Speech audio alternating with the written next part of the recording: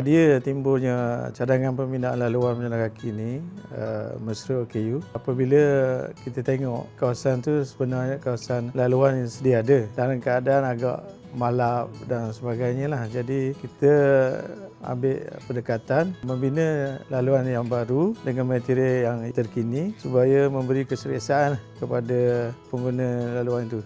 Dan sebenarnya laluan itu digunakan oleh ramai pengunjung-pengunjung ke hospital daripada kawasan pantai, juga termasuk staf-staf hospital itu sendirilah. Jadi dengan laluan yang baru ni beri lebih keselesaan kepada pengguna laluan tu lah. Begitu juga di waktu malam kita ada pencahayaan dan sebagainya supaya tidak menjadi ada gangguan dan sebagainya lah untuk pengguna laluan tersebut. Bila Majlis Bandaraya melalui Cik Zakaria Abdullah bersama dengan Datuk Bandar, dia nak buat laluan berjalan kaki kat Batu Buruk tu. Lepas tu bila dia offer kita gitu, kita ambil satu peluang, ada satu dinding, kita buat mural. Ni kan tengah viral ni kan, artis-artis mural ni. Kita ramai benarnya so tapi kita ambil situ. Timbulnya idea ni oleh kerana kita ada di sekitaran tu ada dinding yang kosong, jadi kita ambil pendekatan untuk mengadakan lukisan mural lah. Dan lukisan ni sebenarnya lebih senang untuk orang ramai memahami apa yang kita nak tonjolkan, nak sampaikan kepada mereka. Jadi dengan mural ni lebih mudah, terutama budak-budak kecil pun boleh faham apa yang kita nak terangkan kepada mereka lah. Kita beri 2-3 pilihan. Bagi ke Cik Ia kita ni melalui pengarah tu, kemudian Jabatan Kesejahteraan Infra Awang ni beri dia buat keputusan sama dengan Datuk Bandar. Lepas tu kita guna konsep-konsep wahada. Kita memang amat mengalukan lah dengan cadangan mural tu, oleh kerana sekarang ni mural tu boleh menceritakan segala-galanya dan boleh memudahkan masyarakat untuk memahami apa penceritaan. Maknanya tak perlu baca satu novel dan sebagainya untuk mengetahui tradisi rakyat Terengganu, apa-apa budaya rakyat Terengganu. Mulai hari ini Majlis Bandaraya beri kita peluang. Jadi kita tonjol biar artis mural ni cara kerja jadi profesional. Mula daripada yang pertama, idea kita nak konsep. Cari pilih satu ikon, buat mock-up dia. Lepas buat mock-up, kita present kepada tuan pengarah. Lepas tu kita present pula kepada Datuk Bandar dalam satu komuniti dia. Mural Denai Warisan ni kita bawakan si kandungan dia tu, kita bawakan cerita pasal warisan dan budaya. Satu sebab tagline Bandaraya sendiri, Bandaraya Warisan Pesisir Air. Jadi hok yang dia nak macam relate dengan warisan pesisir air. Kemudian memang jelah kekayaan warisan dan budaya negeri Terengganu ni sangat banyak. Yang ada dekat mural ni pun tak dapat masuk semua. Banyak sangat nak cerita. Itu pun banyak lagi tu tak masuk tu. Kenyai semua tak masuk lagi. Nature ada. Jadi ini sebahagian lah. Kita harap dia jadi macam satu titik untuk orang teroka lagi negeri Terengganu ni. Kemudian kita pilih untuk letak konten yang macam tu sebab lokasi dia. Dia dekat sangat dengan Pantai Batu Buruk. Jadi Pantai Batu Buruk ni tumpuan kalau orang daripada luar Kuala Terengganu ataupun luar daripada negeri Terengganu jalan-jalan memang datang Pantai Batu Buruk. Antara pengunjungnya ialah pelawat ke hospital Sultanah Nur Zahirah, hospital besar negeri lah. Gaya persembahan dia mural gaya kartun. Senang cerita, kita pilih kartun. Kenapa pilih kartun? Sebab kartun ni mudah orang nak hadang. Sebab saya buat yang ni atas dasar penghormatan dan satu lagi atas inspirasi. kita ada seorang kartunis legenda daripada Dengun, Terengganu. Nama dia Fatah Ngah. Jadi Fatah Ngah ni daripada zaman 70-an, 80-an. Dia memang top lah di majalah gila-gila dulu. Dulu majalah gila-gila kira media dan Fatah Ngah dia banyak bawa cerita-cerita pasal Terengganu. Melalui gila-gila tu dia tersebar lah ke seluruh Malaysia. Dulu mana ada internet, website, apa tu, social media tak ada. Jadi melalui inilah orang kenal, orang Terengganu cakap ada G, ada NG dia kuat, jalan makan ikan. Fatah Ngah ni dia banyak bawa cerita-cerita dekat kampung dia, dekat Dengun, cerita dia cari kerja. Antaranya lah cerita kerja di Lombong Biji Besi, di Bukit Besi kat Dengun. Itu yang nampak dia kuat membawa identiti tempatan. Dan saya kira Mira ni saya jadi penghormatan lah. Pada saya dia ialah tokoh. Cuma kita nak sekarang ni tokoh-tokoh yang kita mula lupai tu kita nak ingat balik. Kita nak ambil buah semangat dia, ambil orang buat ada satu landasan dah untuk kita. Jadi hari ni kita ambil dia, inspirasi dia tu sebagai kita akak lagi, suruh peluah lagi. Saya sebenarnya berasal dari Perak, daripada Taiping, Perak. Sebab tu dalam Mira tu ada air Taiping. Itu ingatan saya dekat Taiping lah tu. Baca Taiping tu saya ingat kampung saya Taiping. Sebelum ni saya bekerja dan kemudian saya berniaga lukisan dan barang-barang craft ni di JB, di Johor Bahru sampai hujung 2015. Kemudian 2016 anak saya nak masuk J1, saya berpindah ke sini, ke Kuala Terengganu, di kampung isteri saya. Sejak 2016 saya ada kat sini sampailah ke hari ini. Saya dapat sampaikan melalui sudut pandang kalau orang luar Terengganu, datang Terengganu, dia nak apa. Jadi saya cuba sampaikan seolah-olah macam saya ni, yalah memang saya orang luar pun. Jadi apa yang menarik di Terengganu, dan itu yang saya cuba ketengahkan dalam Mira. Dan satu lagi, sebenarnya saya suka nak bawa beberapa dialek. Saya tak nak banyak-banyak. Saya nak dalam 4-5 perkataan. Kalau pengunjung boleh bawa balik 4-5 perkataan dialek negeri Terengganu ni, saya rasa puas dah sebenarnya. Sebab masa saya datang duduk sini pun sebenarnya benda yang saya nak belajar tu ialah tu lah, dialek. Dialek, nak tahu tembor tu benda apa,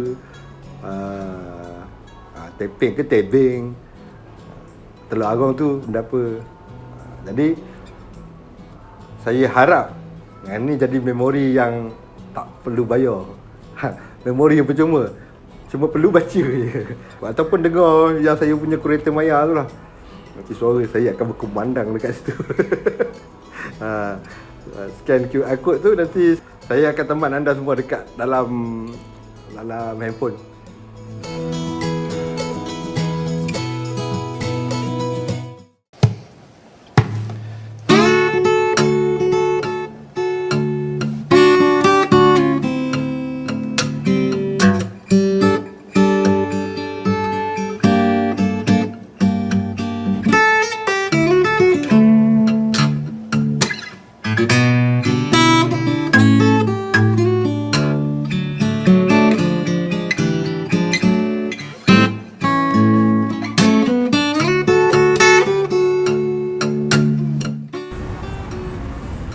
Siapa ketua? Dia. Bahasa dia yang paling tua.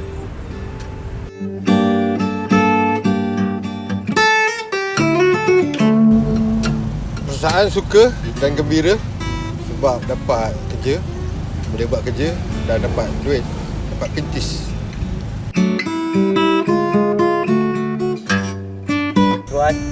Cuaca alhamdulillah menyebelahi kita. Memang panas sepanjang 20 hari tu.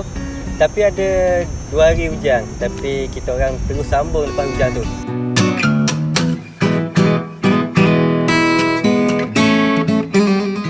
Kerja macam biasa lah. Memang bila buat benda minat ni memang mood dia datang sendiri. Memang Tapi bila dah hari-hari buat kerja akan ada hari letih tu, biasa lah. Tapi bila rehat tu, masuk kerja balik, bersemangat balik. Sepanjang 20 hari ni kita orang tak ada stres. Yang stres tu cuma hujan lah. Tapi hujan pun tak mengganggu. Hujan tak lama, sekejap je dah berhenti.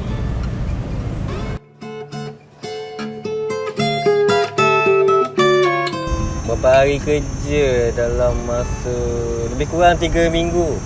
Dalam 20 hari, mungkin lebih.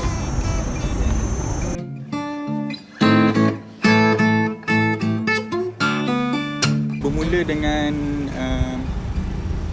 proses lakaran yang kita ambil daripada design untuk kita alih kepada dinding. Proses tu makan masa agak lama. Kita guna, untuk pendekkan masa tu, kita guna grid. Kita guna grid, gunakan kapur ataupun cat untuk dapatkan bentuk yang kita nak lukis. Selepas selesai masuk lakaran, kita bagi tugas. Seorang Hakim kena, misalnya Hakim kena cat, Taib kena buat outline, ada yang bahagian touch up untuk siapkan satu mural tu.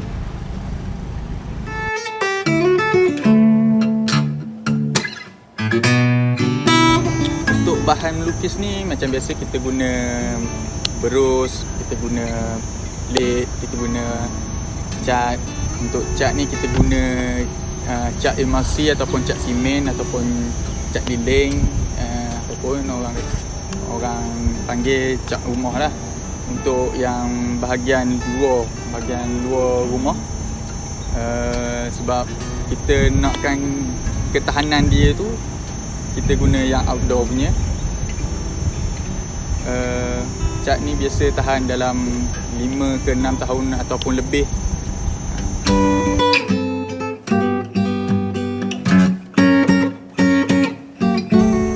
Pelajaran baru sepanjang 20 hari ni sangat banyak. Belajar mengenai semua happening untuk kerja, daripada mula-mula belajar bentuk, rupa, marking, group.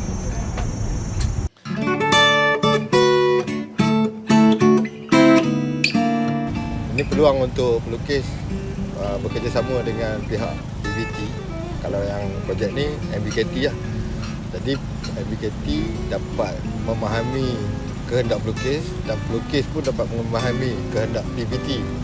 Kalau dua-dua ada persefahaman yang baik, untuk akan datang, insya-Allah kita boleh dapat output yang lebih produktif dan berkualiti.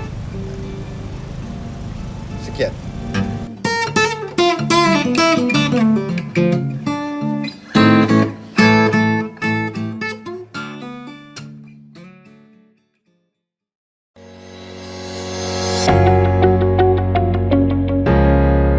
Satu bab dah settle. Sebenarnya ada dua bahagian dalam mural ni.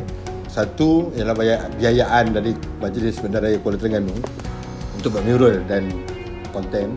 Kemudian kita dapat sokongan daripada Balai Seni Negara untuk kita innovate mural ni dengan masukkan kurator maya. Ni nak cover sama macam VO lah. Jadi kita ada proses kita panggil voice over, suara latar, yang mana kalau pengunjung datang, kita sediakan QR code, scan, akan ada video keluar dekat telefon, boleh dengar suara tu. Kurator maya dia akan terangkan satu-satu. Mural ni, ini gambar apa cerita dia. Ni gambar apa, ni apa cerita dia. Ni perkataan ni macam dia nak sebut, ni apa cerita dia. Jadi saya harap benda ni jadi bawa mural ni ke tahap yang lebih baik. Kita nak sikit-sikit, no problem. Sebelum ni jangkaan saya berbeza. Saya ingatkan tujuan untuk dokumentasi yang biasalah, kan. Tapi apabila diceritakan tentang hasrat untuk nak melibatkan kami dalam konteks kami ni, kita panggil untuk memodernkan pameran, kan. Maksudnya pameran kita tahulah zaman dulu macam biasa, kita tengok kan, kita cabaran kita sekarang nak deal dengan orang ramai. Dan peranan kurator adalah sebagai jambatan di antara objek tu dengan manusia, dengan orang yang duduk dalam situ. So apa kaedah dia? Metod dia macam mana, kan, dalam keadaan sekarang. Sekarang Encik Ted kita ada teknologi, kan, dan semua orang membawa teknologi tu, kan. Kita bawa phone semua orang. Dulu mungkin kalau kita pergi melawat museum di luar negeri, kan, kita pergi, kita kena sewa tu, kita kena tak deposit, sewa tu, kan, alat pandang, alat dengar tu, kan, dan dia upah tu mahal sebab nak upah narrator bercakap, lepas tu nak mesin alat tu, kan. Sekarang ni tak ada. Sekarang ni semua dah ada teknologi tu, maksudnya dah lebih democratize cara untuk sampai benda tu, kan. So sama juga pendekatan Encik Ted ambil ni untuk menjadi penghubung di antara lukisan, visual di situ, selain hawa mata, kan, indera mata kita, termasuk juga indera mendengar, kan. Jadi itu dan kata apa, menghadirkan pula karakter atau watak-watak tertentu di situ. Kita pun memang mengalu-alukan inovasi ini oleh kerana sekarang zaman digital. Jadi oleh kerana inovasi ini kita dapat mempromotkan apa hasil kerja kita buat ni bukan setakat Terengganu, Malaysia, malah untuk dekat global lah kita kira.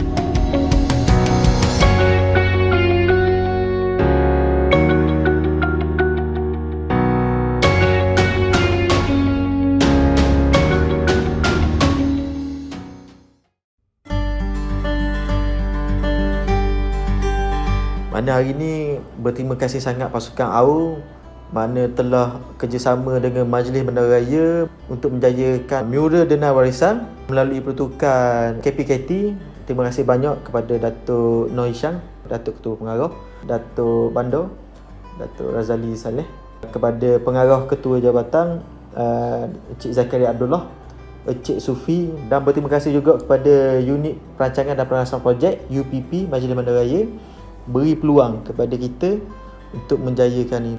Bila pendekatan ni memang kita kata selari dengan pendekatan Balai Seni Negara. Untuk kita kata dah nak pergi ke tahun 2020 kan, sejak tahun lepas memang pendekatan kita memang kita panggil untuk pemodenan penyampaian ni memang ada dalam tu. Jadi dalam yang sebut tadi kan, yang benda yang dilihat, yang kita dapat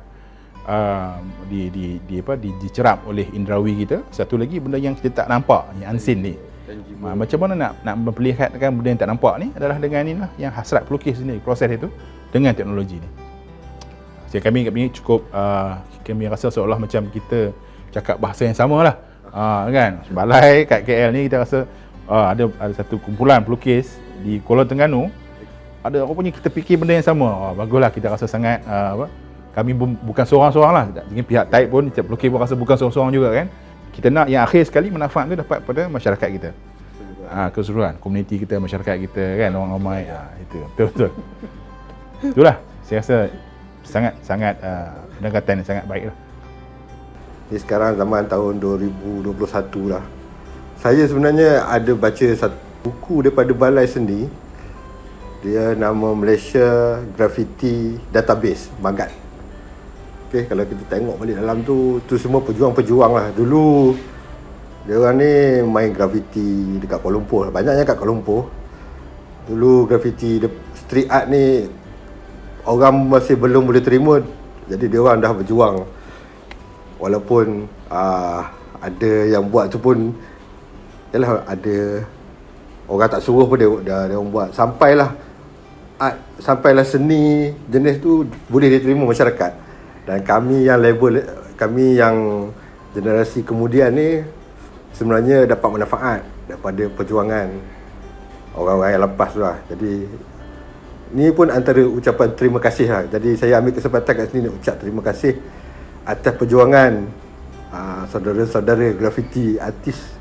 Saya sebenarnya nampak Terengganu ni berpotensi tinggi untuk kemajuan seni visual khususnya di masa akan datang. Cumanya untuk masa ni saya haraplah, ini harapan saya, Saya tak tahu saya betul ke tak betul. Ni main cakap je. Macam mural ni sebab dia dekat dengan masyarakat, dia dekat dengan rakyat. Jadi kita mulakan dengan yang ni dulu. Lepas tu ada 2-3 studio pun dah mula, studio lukisan maksud saya dah mula beroperasi, buka. Jadi orang boleh jumpa dengan pelukis, kenal. Dia tak beli terus tu, dia perlu kenal dulu sikit-sikit sampai satu masa nanti InsyaAllah satu hari nanti seni visual ni dia akan berkembang, tapi kita kena berusaha. Bukan saya seorang, dan perlukan ramai lagi lah. Penggiat-penggiat ni kena aktif lah. Kita nak tengok juga ada arca-arca yang bukan sekadar tugu, arca yang fine art yang arca lah. Ada kajian, bukan main sebarang-sebarang je. Kalau mural pun mural yang sebab Negeri Terengganu ni dia sebenarnya subjek-subjek dia tu perlukan sedikit kajian. Jadi dia akan jadi lebih menarik. Sebab dia lebih kepada cerita-cerita warisan, cerita-cerita heritage. Dia ada sejarah dia. Kenapa begini-begini. Itu tinggalan orang terdahulu pada kita. Jadi kita zaman ni bawa dalam gaya kita lah untuk zaman ni. Generasi akan datang dia akan bawa dalam generasi dia pula. Saya harap juga macam adik-adik dan generasi akan datang ni, dia improve lagi.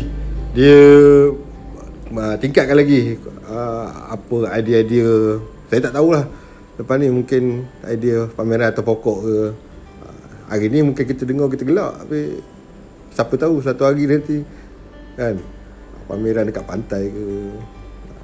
Tak tahu. Idea atas siapa yang berani lah. Siapa yang berani bawakan idea yang biasanya atas pemberani lah, kepada pemberani untuk bawa idea-idea baru. Okay, itu harapan saya lah. Dan kita kena terus kepada penggiat-penggiat seni, kita kena terus bagi maklumat yang betul kepada masyarakat supaya seni tak dipandang, fahamkan kenapa. Dalam masa yang sama kita sendiri pun kena tambahkan pengetahuan. Hari demi hari kita kena tambah pengetahuan kita sendiri, kemudian kita sampaikan kepada masyarakat. Itulah.